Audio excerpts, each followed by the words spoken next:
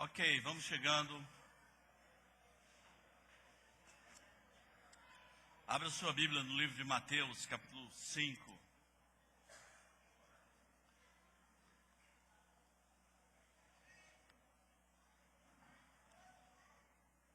Hoje é o que podíamos chamar de Sermão do Monte, parte 1. Porque no primeiro domingo nós tivemos uma introdução e de vez em quando nós vamos relembrar alguns daqueles pontos importantes, daquelas chaves importantes para entender o Sermão do Monte. Mas hoje nós vamos falar sobre as bem-aventuranças. Mateus capítulo 5 diz assim: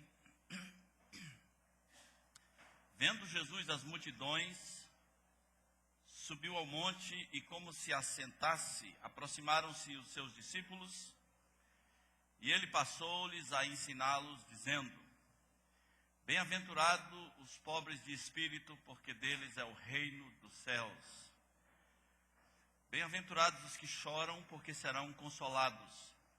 Bem-aventurados os mansos, porque herdarão a terra. Bem-aventurados os que têm fome e sede de justiça, porque serão fartos. Bem-aventurados os misericordiosos, porque alcançarão misericórdia. Bem-aventurados os limpos de coração, porque verão a Deus. E bem-aventurados os pacificadores, porque serão chamados filhos de Deus. Bem-aventurados os perseguidos por causa da justiça, porque deles é o reino dos céus. Bem-aventurados sois quando por minha causa vos injuriarem e vos perseguirem, e mentindo disserem todo mal contra vós.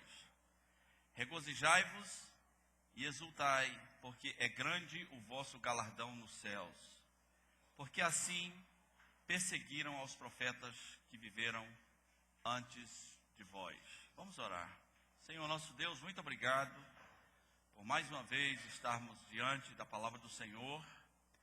Que hoje as bem-aventuranças se façam claras, vivas e desafiadoras bem aqui diante de nós, pelo trabalho que o Teu Espírito Santo vai fazer nesse lugar, Senhor. Pedimos que seja assim em nome de Jesus.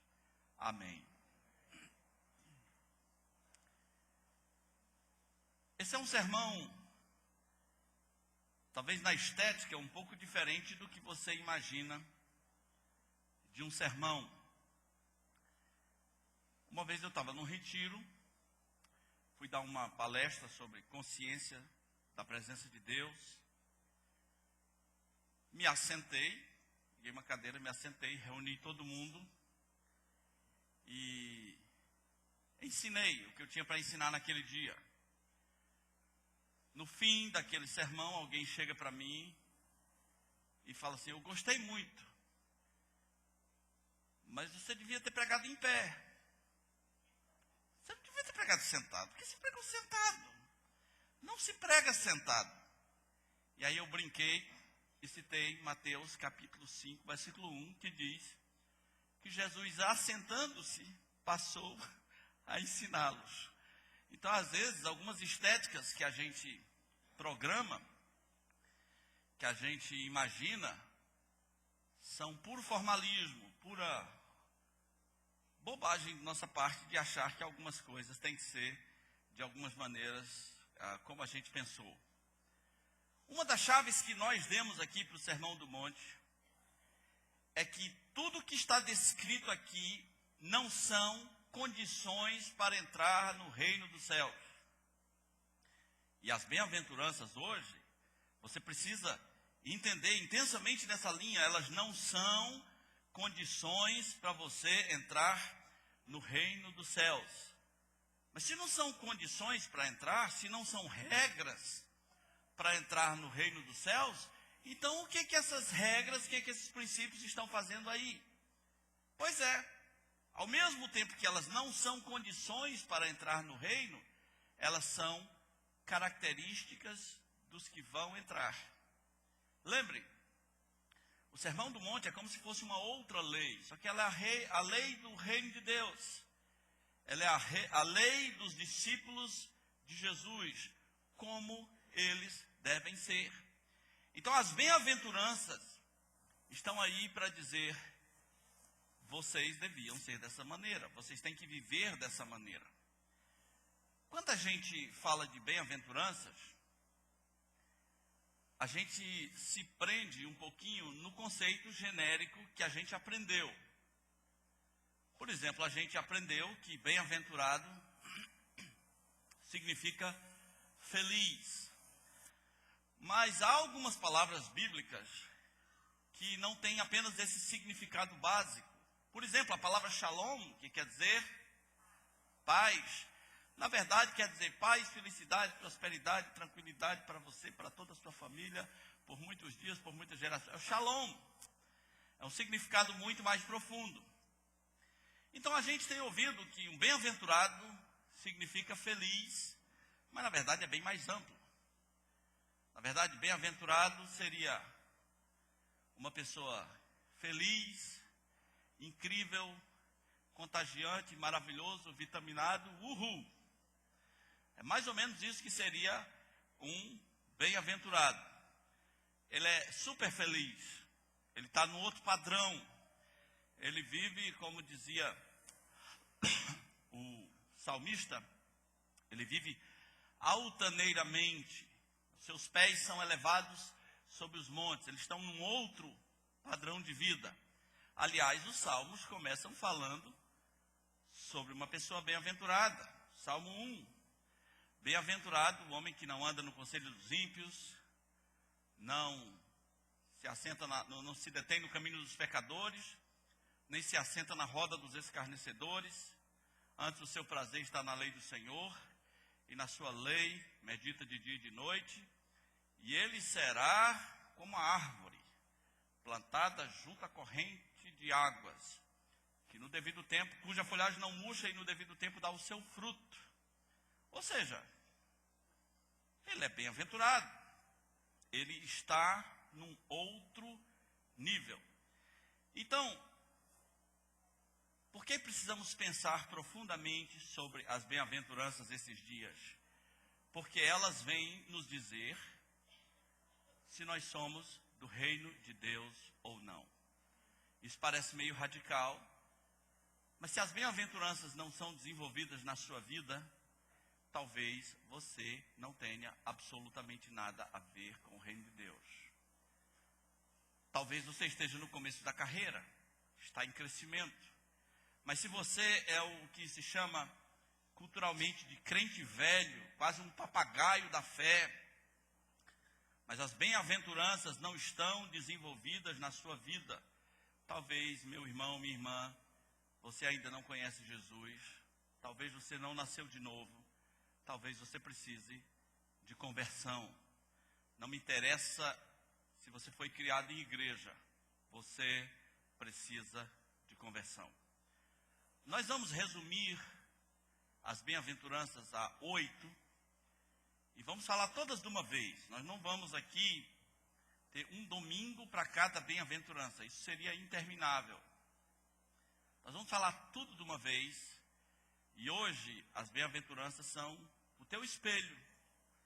Elas vão colocar você diante de uma situação para olhar para dentro de você mesmo, do teu reflexo espiritual, da tua imagem espiritual, e se perguntar e fazer questionamentos. E por que eu não tenho essas coisas em mim? Por que eu não tenho essas bem-aventuranças? Por que eu não sou essa pessoa supostamente incrível, contagiante, maravilhosa? Uhul, o que está errado? Qual é o problema? Então vamos para a primeira bem-aventurança. Bem-aventurados os pobres de espírito. A gente tem um problema cultural com essa expressão, pobres de espírito, porque aconteceu uma desgraça no Brasil. Um dia, alguém resolveu insultar o outro, sem saber muito o que estava dizendo, e falou assim: você é um pobre de espírito. O outro falou: pobre de espírito é você e sua raça. E aí, de lá para cá, quando você quer acabar com alguém, quando você quer insultar alguém, você chama ele de pobre de espírito. Culturalmente, pobre de espírito é um insulto. Biblicamente, ser pobre de espírito é uma bênção. Sabia disso? Ser pobre de espírito é uma bênção. Nunca, jamais, sob hipótese alguma, nem que a vaca tussa, como disse a presidente, nem que a vaca tussa chame alguém de pobre de espírito como insulto. Na verdade, isso deveria ser um grande elogio. O que significa pobre de espírito? Significa alguém que reconhece que sua condição espiritual é pobre.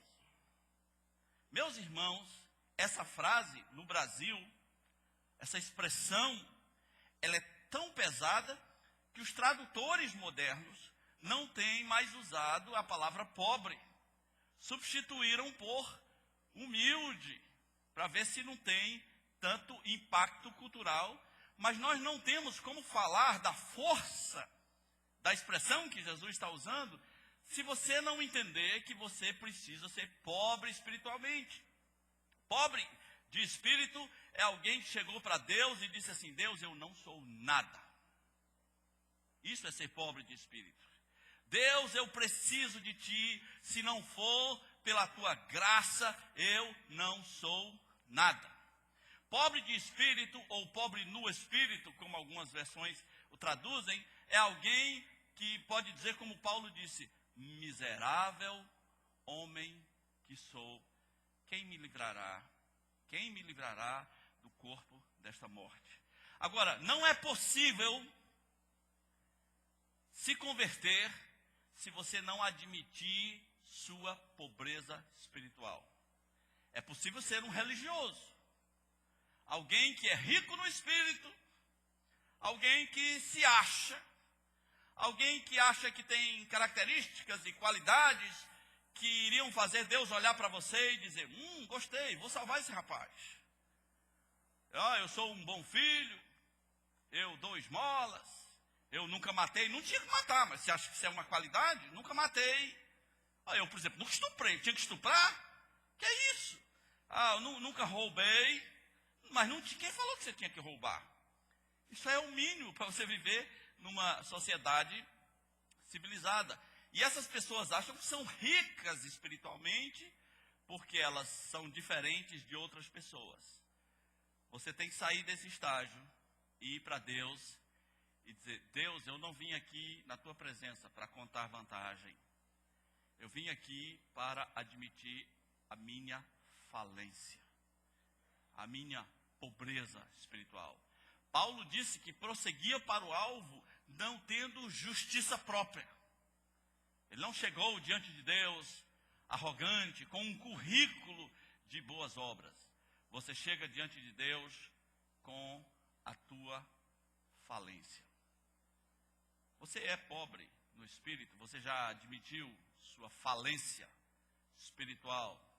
Enquanto você estiver achando que você é um filho melhor, você é um marido melhor, você é um pai melhor, um trabalhador melhor, você ainda não admitiu a sua falência espiritual.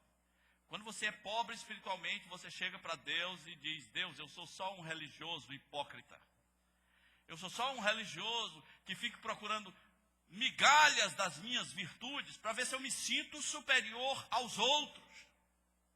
Mas hoje, eu admito minha falência.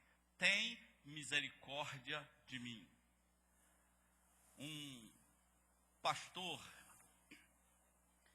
brasileiro muito famoso, que nenhum de vocês sabe quem é, o Edir Macedo. A revista Forbes colocou ele, me parece, se ia colocar, na lista dos homens mais ricos do mundo. E Macedo chegou para a sua igreja e disse: olha, a revista falou que eu sou um dos homens mais ricos do mundo. Isso não é verdade. Eu não sou um dos pastores mais ricos do mundo. Eu sou o mais rico. Eu sou o pastor mais rico do mundo. Agora é engraçado que Jesus, em Lucas capítulo 2, versículo 2, falou dos que eram ricos, mas não eram ricos para com Deus. São ricos, mas para com Deus não são ricos. E em 2 Coríntios, Paulo se apresentou como pobre. Ele disse, pobre, mas enriquecendo a muitos. O pastor mais rico do mundo não é o Macedo. O pastor mais rico do mundo são aqueles que são pobres, mas enriquecem a muitos. E só é possível viver assim quando você se converte e admite a sua falência espiritual. A pobreza no espírito, que não é insulto, insulto é cultural. A pobreza no espírito é onde começa a conversão. É o choque do filho pródigo que só vai chegar diante do pai e dizer, eu nem mereço ser tratado como um dos empregados. Só quero que seja paciente comigo, só quero que tenha misericórdia de mim, porque eu pequei, eu sou pecador, eu fiz tudo errado. A segunda bem-aventurança fala aos que choram. Bem-aventurados os que choram, porque eles serão consolados. Essa, por exemplo, também tem sido pouco aprofundada. Por que uma pessoa que chora é bem-aventurado? O que faz dela uma pessoa bem-aventurada? Em primeiro lugar, os que choram não são os chorões. Jesus não está falando dos chorões. Existe um indivíduo que é chorão. É horrível conviver com chorão. Jesus não está dizendo que se você fizer... Já foi num retiro que tem uma criança fofoqueira e chorona, né? Tem os meninos dedo duro, eles estão toda hora, tia, foi ele, né? Não tem? Agora, quando ele é fofoqueiro e chorão, ele é insuportável, né? Toda hora, chorando e fofocando. Tem gente que é chorão, reclamando da vida, né? Eu, por exemplo, tenho dificuldade de ouvir um comerciante chorão. Já ouviu um comerciante chorão? Como é que estão os negócios? Vai estar ruim. Está ruim, está difícil. Se você conversar com ele daqui a 10 anos, ele pergunta, e aí, como é que está? Está ruim. Está sempre ruim, ele comprando fazendas, casas, carros, mas está sempre ruim. Está sempre ruim. Ele não tem medo de ser castigado por Deus, né, que está ali abençoando, mas ele acha que está sempre ruim. Está sempre ruim, está difícil, difícil, difícil. Há pessoas que são chorões por natureza, são rodeados de bênçãos terrestres, são cercados de bênçãos terrestres, mas são reclamões, são murmuradores, são chorões, e não é a esses, ou sobre esses, que Jesus fala quando diz assim, bem-aventurados os que choram. Por que esse choro aqui que Jesus está propondo faz sim você ser uma pessoa incrível, contagiante, maravilhoso, vitaminado, uhul? O que tem nesse choro? O que tem nessa lágrima? Mel? O que aconteceu? O único choro possível, com a lógica bíblica, de fazer você um bem-aventurado, é quando você se arrepende dos seus pecados, de maneira que isso provoque o que Paulo chamou de a tristeza segundo Deus, que produz arrependimento para a vida, e você chore e lamente sua situação espiritual diante de Deus. Você tem pecado, entristeceu a Deus, e você está em tão grande sintonia com Deus, que você também fica triste. Meus irmãos, há um grande perigo quando o pecado não nos deixa mais tristes. Há um grande perigo. Porque o próximo passo é ficar cínico, dissimulado, mentiroso, hipócrita e acostumado ao pecado, o que vai levar você a um sistema de destruição. Tiago disse assim, Tiago 4:8, chegai-vos a Deus e ele chegará a vós.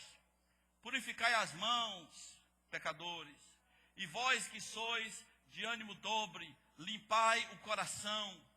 Afligi-vos, lamentai e chorai, e converta-se o vosso riso em pranto, e a vossa alegria em tristeza. Humilhai-vos na presença do Senhor, e Ele vos exaltará. Há pessoas que estão sorrindo o tempo todo, fazendo piada o tempo todo, e não há nada essencialmente errado com isso, só que há momentos em que a situação, meu irmão, não é de riso. Há momentos em que a situação é: afligi-vos, lamentai e chorai, e converta-se o vosso riso em pranto.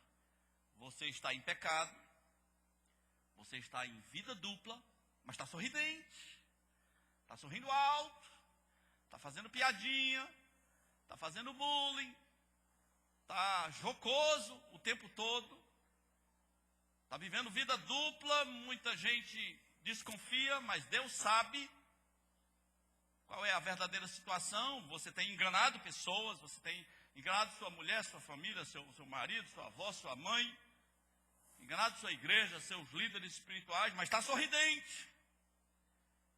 E vai haver uma bem-aventurança incrível quando você reconhecer que precisa lamentar e chorar a tua situação espiritual.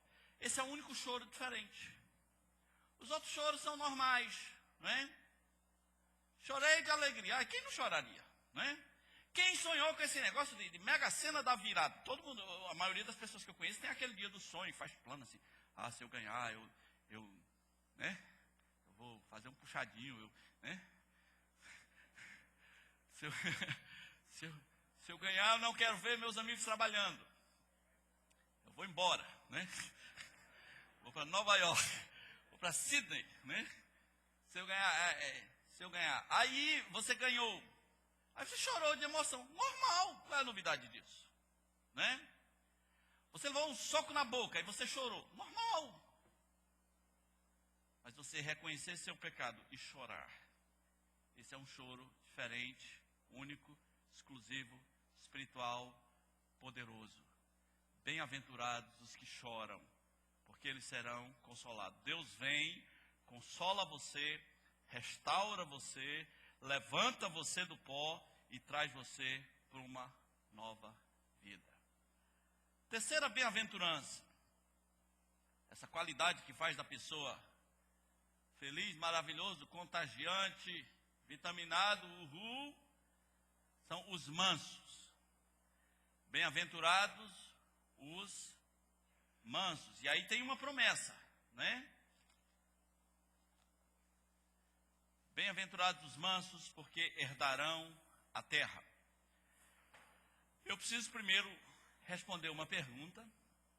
Ainda não é uma condição para ganhar o céu, mas é uma característica. Mas algumas pessoas perguntam: por que está escrito que herdarão a terra e não o céu? Porque eu tenho ouvido que nós vamos para o céu, que nós vamos herdar o céu, que nós vamos para a presença de Deus no céu. Mas de vez em quando eu encontro grupos por aí, como por exemplo os Russelitas, os Testemunhos de Jeová, que ensinam que ninguém vai para o céu, que a herança mesmo vai ser na terra. E encontro promessas como essa, que herdarão a terra. Afinal de contas, é no céu ou é na terra?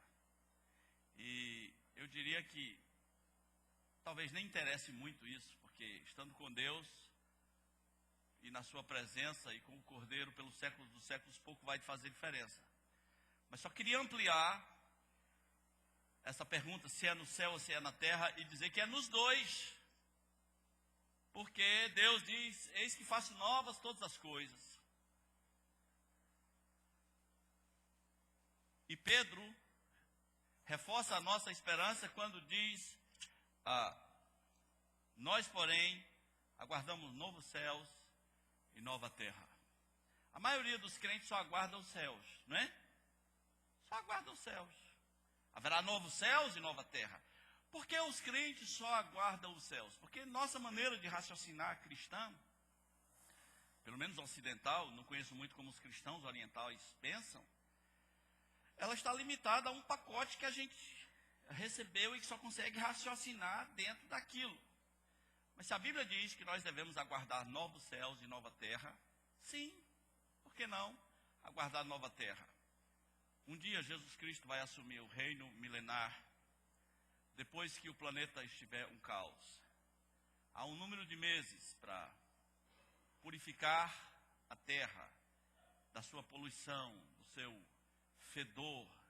Jesus Cristo vai restaurar o planeta Terra e vai fazer desse planeta um lugar incrível, de maneiras inimagináveis se você não conhece as Escrituras. E quem não for manso, provavelmente não vai estar nessa. Agora, surge a outra pergunta: e o que é ser manso? Em primeiro lugar, os mansos aqui não são os tímidos. Tem gente que você acha que ele é manso, você pensa que ele é manso. Mas a mansidão proposta nas eu estou meio bolado esses dias com a palavra bem-aventuranças por causa da nova lei ortográfica.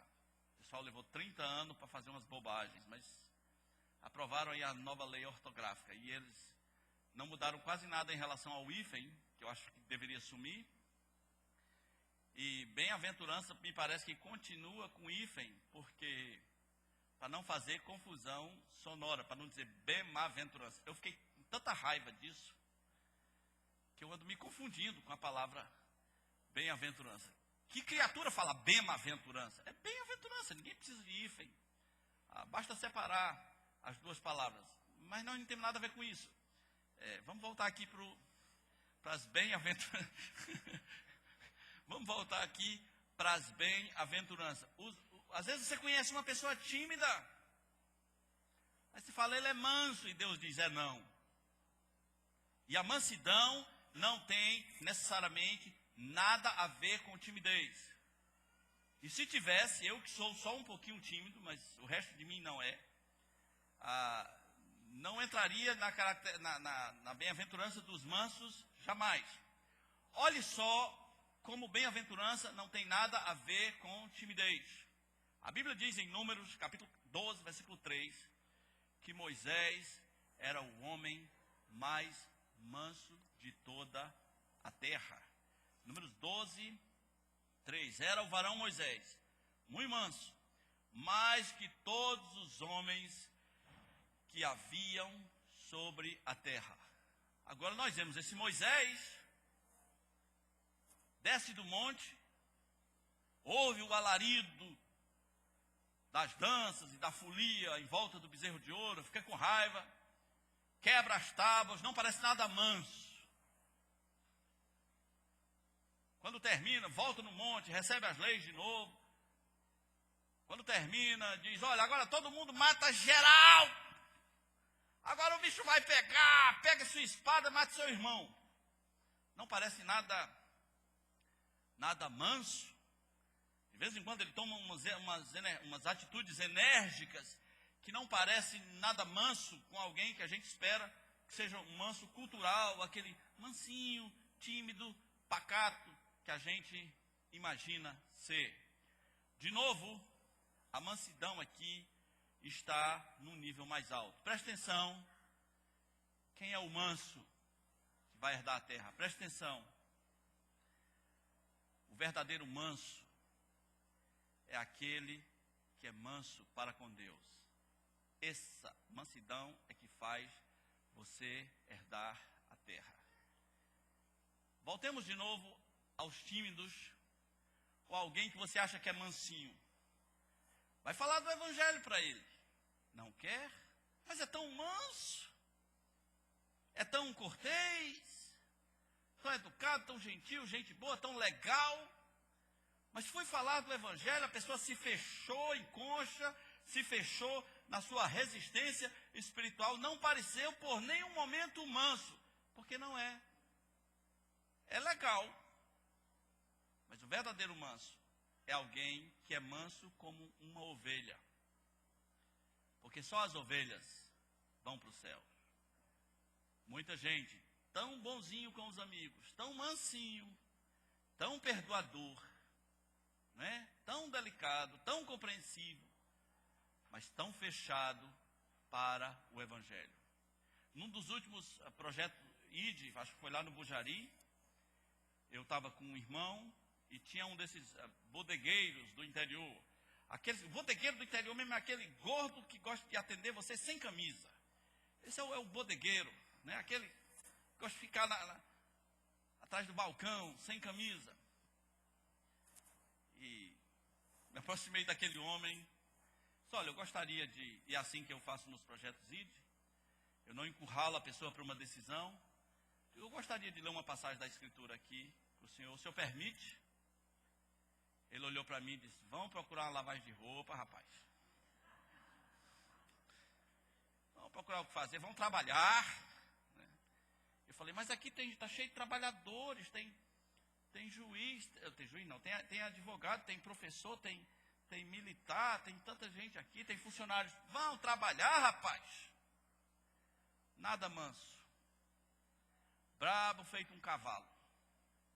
Talvez ele seja legal com seus amigos, talvez ele seja atencioso, gentil, mas ele não é uma ovelha, não é manso.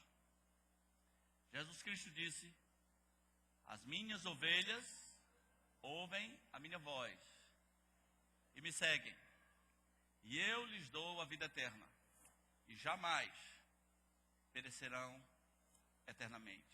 E Jesus olhou para aquelas pessoas uma vez e disse, vocês não me ouvem, é porque vocês não são das minhas ovelhas. Meus irmãos, o Evangelho faz um cavalo virar ovelha.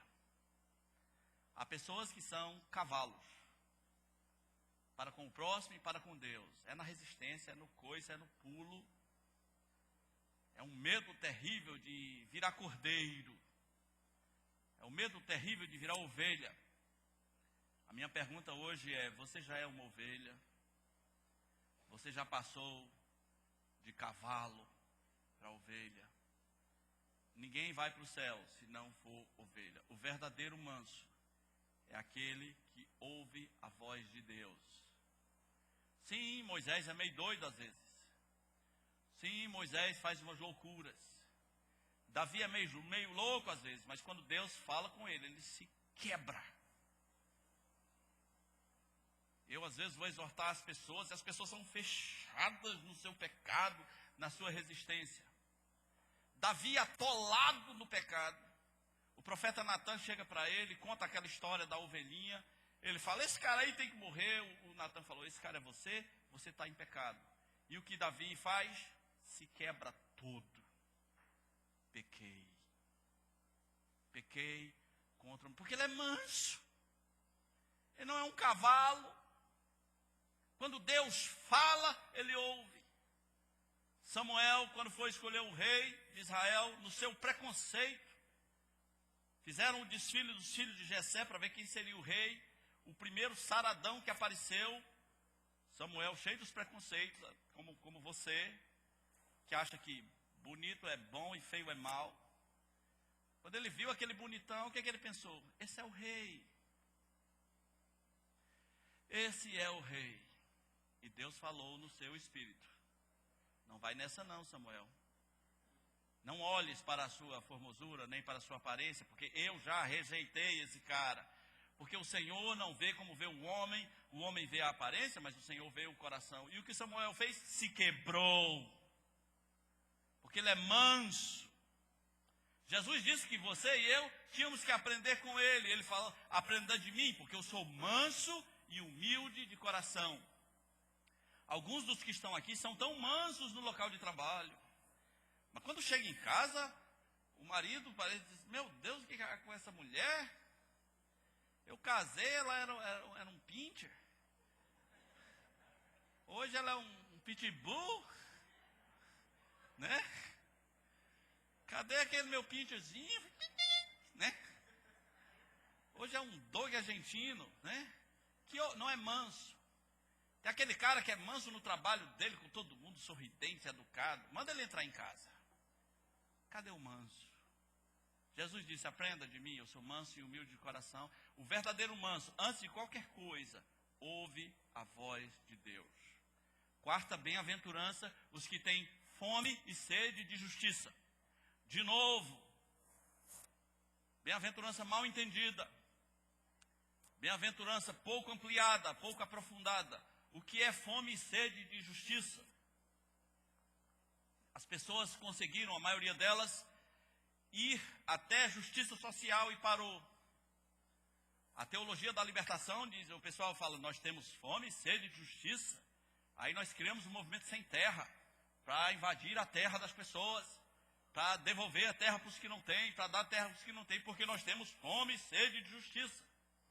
Os grupos de direitos humanos religiosos dizem, nós temos fome e sede de justiça. Algumas denominações importantes do Brasil, não, acredite, não pregam mais o Evangelho. Nós estamos cercados de projetos sociais. Eu encontro pessoas que passou no concurso, ou que está trabalhando num certo lugar, eu falo, quem paga teu salário? Associação Evangélica, não sei o do quê. Associação Evangélica que vem da Alemanha, que vem não sei o quê, eu não vou citar aqui a denominação para não ser antiético. Não pregam mais o Evangelho, só querem fazer obra social, porque nós temos fome e sede de justiça.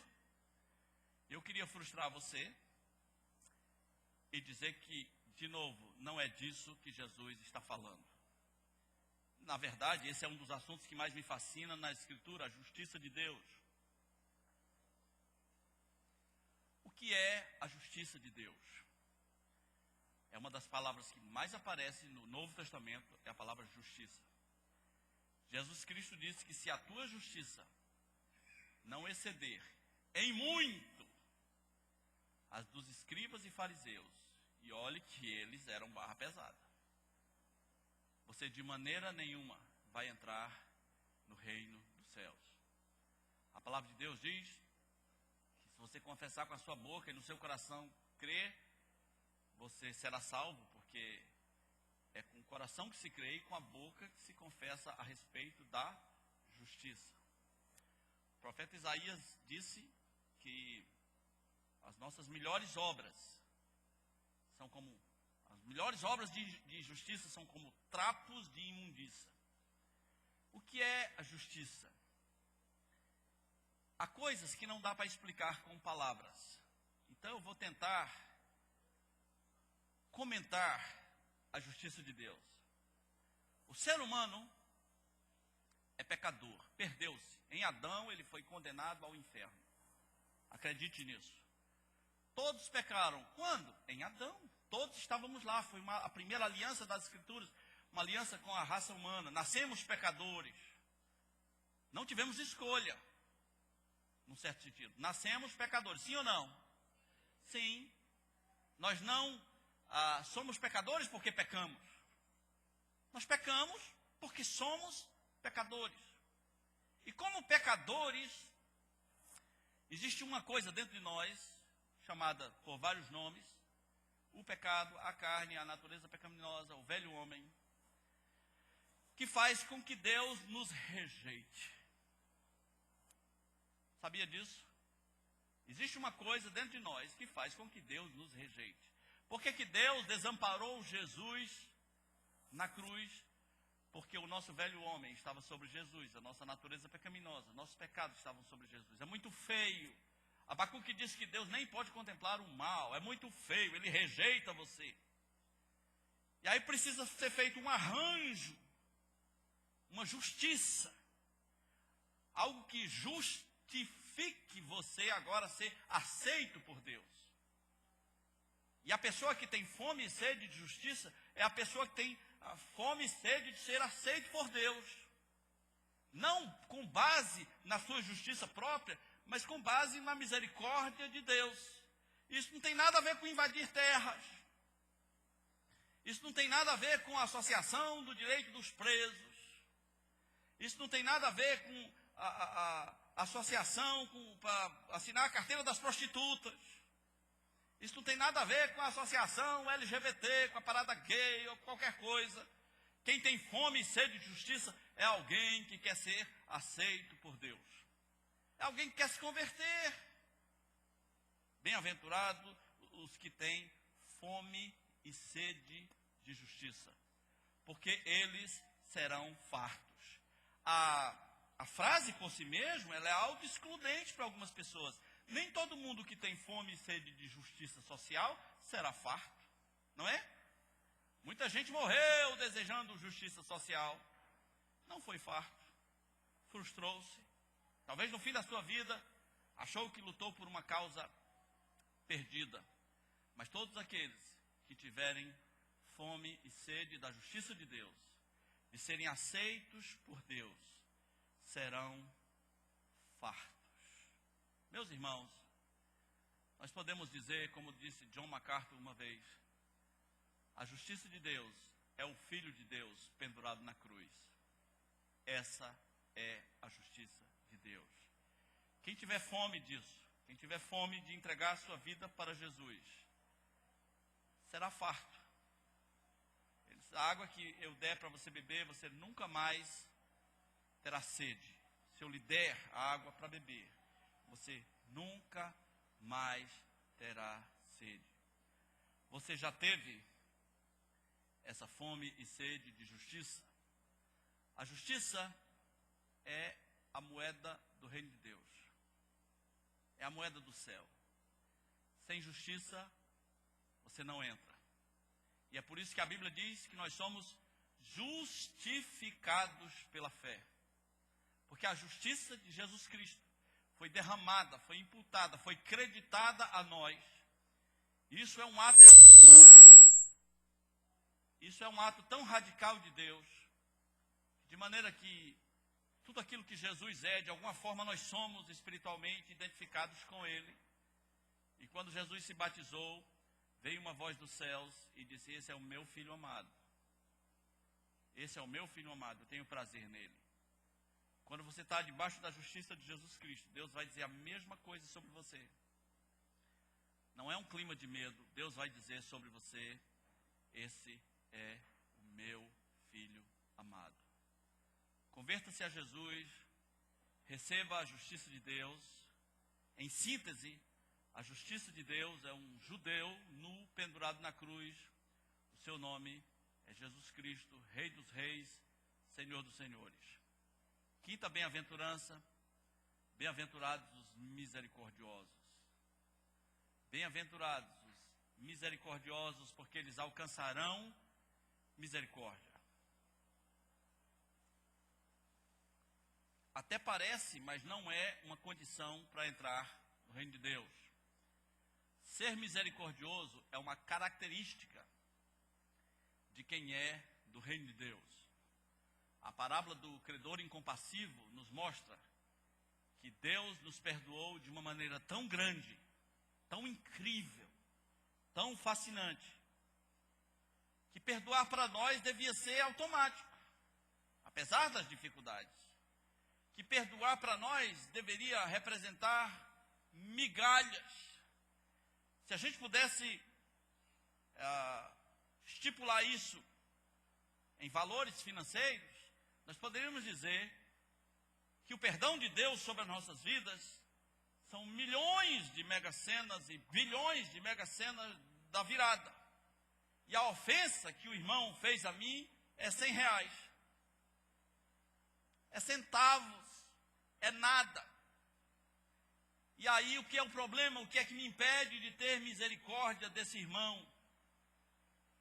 Talvez eu ainda não entendi a misericórdia de Deus sobre mim. Por isso sou tão mesquinho, não sei perdoar, sou rancoroso. Ter misericórdia não faz parte da minha vida. Pedro disse em 1 Pedro capítulo 2, versículo 10, vocês são um povo que antes não tinham alcançado misericórdia, mas agora vocês alcançaram. Vocês não eram povo, mas agora vocês são um povo, vocês alcançaram a misericórdia de Deus. Se eu não consigo ser misericordioso, talvez eu nem conheça Jesus, porque o amor de Deus foi derramado em nossos corações pelo Espírito Santo, e isso tem que fluir, e aquele que crê em mim, do seu interior fluirão rios de água viva. Talvez eu nem conheça Jesus, Porque ser misericordioso é uma característica dos que vão entrar no reino dos céus. Meus irmãos, você não já está entrando naquele tipo de linguagem da não misericórdia? Algumas pessoas não deveriam assistir o noticiário policial. Aliás, o que há na cabeça de algumas pessoas? Elas assistem o noticiário policial e elas falam assim: mas esse programa só tem desgraça. Claro, é um noticiário policial. Você queria que tivesse o que lá? Terapia do amor? É um noticiário policial. Vai assistir o Chaves, né? Ali é um noticiário policial. Mas os noticiários policiais, eles estão deixando as pessoas com muita raiva. E até revelando o que há dentro de nós. De maneira que se alguém cometeu alguma coisa, a gente ouve os crentes toda hora dizendo: tem que morrer, tem que morrer, tem que morrer mesmo. Tem que morrer mesmo, tem que morrer, tem que morrer, precisa morrer. Isso tem que morrer, e morrer, e morrer, e morrer, e tem que morrer, e tem que morrer. A população está matando pessoas, está linchando pessoas. E na hora do linchamento todo mundo é valente, né? Vai passando um cara, os caras no Rio de Janeiro pegaram uma mulher, começaram a bater de pau. Aí chega um cara, a mulher está ajoelhada, o cara: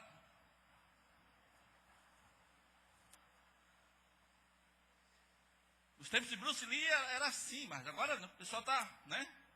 Está assistindo MMA, né? Então, todo mundo fica valente. Se encontrar um cara daquele na rua, você pensa: bum! Ele corre. Mas ele viu alguém amarrado, ele quer bater. E os crentes que estão dizendo: tem que morrer mesmo. Quando você fala tem que morrer, você tem que decidir se você está falando por boca de Deus ou por boca de Satanás. Você tem que decidir. Se você estiver falando por boca de Deus, vá em frente. Se você estiver falando por boca de Satanás, arrependa-se. Porque o ministério da graça não é o ministério da morte. Se fosse, você estaria morto. Um dia Deus quis matar Moisés. O cara que Deus fala face a face, Deus quis matá-lo. Isso revela que quando pecamos, talvez todos os dias, por uma lógica normal, Deus ia querer nos matar.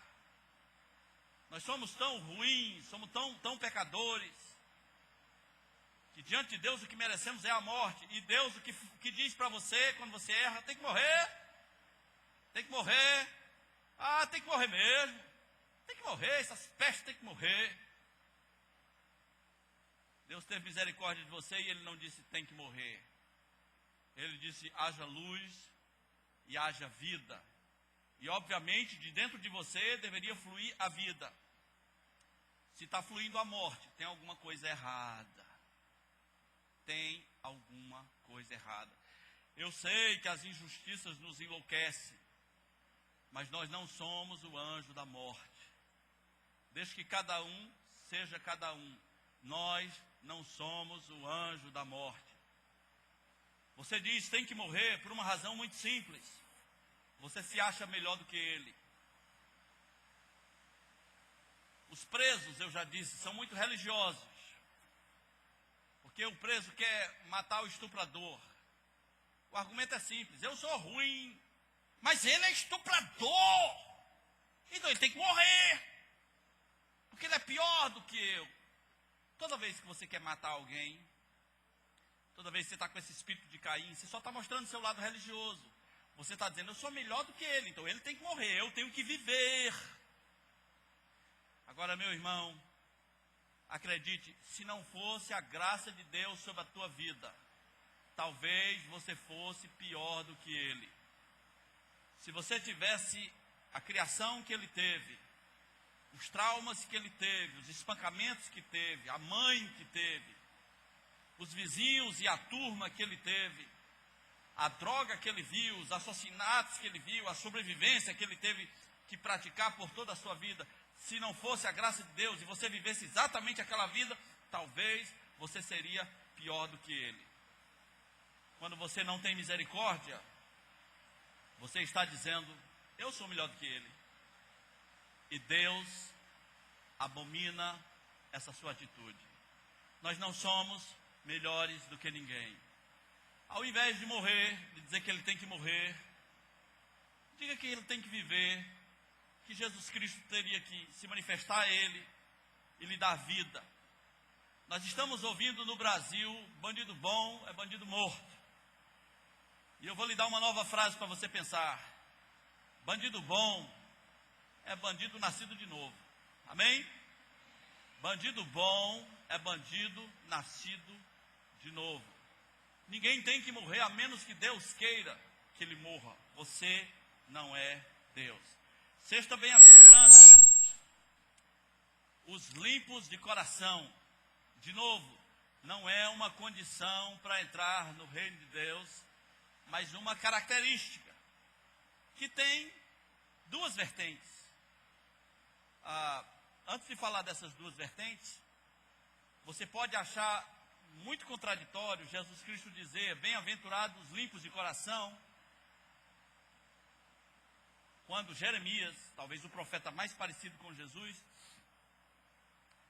tenha dito em Jeremias 17, versículo 9, que o coração é enganoso e desesperadamente corrupto. Quem o conhecerá? Não há nenhuma contradição, mas há duas vertentes interessantes que você precisa aprender sobre os limpos de coração. Em primeiro lugar, meus irmãos, nós já estamos limpos pela fé. Jesus Cristo disse em João 6, vós já estáis limpos pela palavra que eu tenho falado. Vós já estáis limpos pela palavra que eu tenho falado. Foi um ato de Deus, foi um ato de justiça sobre as nossas vidas. O sangue de Jesus caiu sobre nós e nos limpou, de maneira que Deus não nos vai cobrar nada em relação a ser limpo de coração para entrar no céu. Mas como resultado disso, eu devo estar procurando um coração limpo e puro no dia a dia. Nosso coração é bombardeado com imundícias todos os dias. Cabe a nós, meus irmãos, fazer o que Davi fez no Salmo 139. Pedir que Deus lhe sonde, que Deus lhe examine, para ver se tem algum caminho mau, para colocar no caminho reto. Sétima bem-aventurança, os pacificadores. Bem-aventurados os pacificadores, porque serão chamados filhos de Deus. De novo, não é uma condição para entrar no reino, mas é uma característica dos que são do reino. Eles são pacificadores. Nada tem a ver com paz mundial. Eu fico muito triste quando eu vejo um crente lutando por paz mundial. Não tem trabalho mais perdido do que lutar por paz mundial. Uma passeata por paz mundial, uma coisa ridícula. Uma vez, em plena guerra guerra de Bush contra Bin Laden, aquele negócio todo, Adriane Galisteu olhou para as câmeras e disse: gente, vamos pensar na paz mundial, vamos parar. Aí eu brinco com isso até hoje, eu digo, o Bin Laden prometeu pensar, não é? Ele prometeu pensar, ver se ele vai parar. Paz mundial é inútil, é impossível. Aliás, quando estiverem anunciando paz e segurança, virá sobre eles repentina destruição. O que é um pacificador? Um pacificador é uma pessoa que vive Colossenses capítulo 3, versículo 15, na prática, que diz que a paz de Cristo deve ser o árbitro no teu coração, para você tomar decisões. A paz de Cristo seja aquilo que orienta você.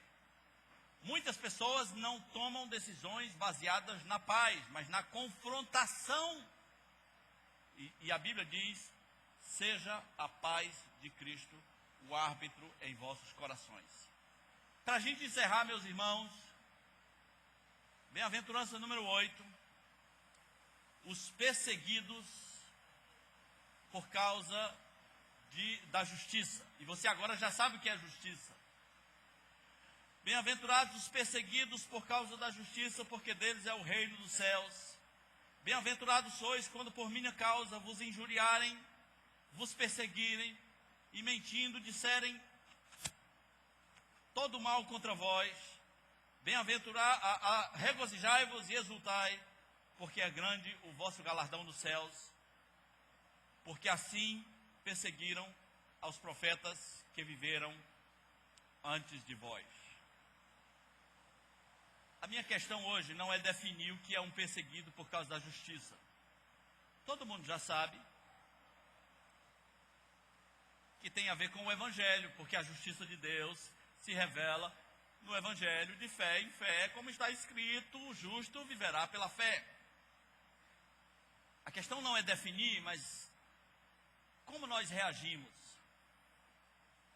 O que Jesus Cristo falou no último versículo é muito chocante, porque ele disse assim: regozijai-vos e alegrai-vos, porque o vosso galardão nos céus é grande. E meus irmãos, está na hora da gente se alegrar nas perseguições. O crente brasileiro é muito vingativo. Muito, muito, muito.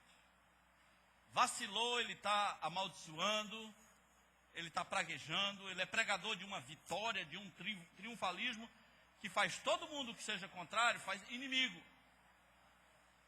Mas quando o povo de Deus for verdadeiramente perseguido, quando mentirem contra o povo de Deus, quando disserem todo mal contra o povo de Deus, a Bíblia diz uma reação que eu não me lembro de ter visto muitas vezes alguém fazer isso. Simplesmente se alegrar. A gente quer ir para a mídia, a gente quer escrever artigo, a gente quer esbravejar, e a Bíblia diz: alegre-se. Pedro e João se alegraram, eles foram açoitados. Eles se alegraram pelo privilégio de terem sido açoitados por causa do nome de Jesus. Se você é um cristão, algum tipo de perseguição ou ideológica, ou alguma perseguição vai acontecer durante a sua vida. Você está disposto a se alegrar? Meu Deus, que privilégio. Porque a Bíblia diz que não nos foi dada a graça apenas de crer em Jesus, mas também de sofrer por Ele. É uma graça. É preciso se alegrar. Vamos orar? Nosso Deus, te agradecemos por essas características do teu povo, que são mencionadas aqui na tua palavra. Às vezes, meu Deus, estamos tão distantes. Às vezes, não estamos limpos de coração, não somos misericordiosos, não somos pacificadores, às vezes não estamos mansos em relação ao teu falar no nosso coração.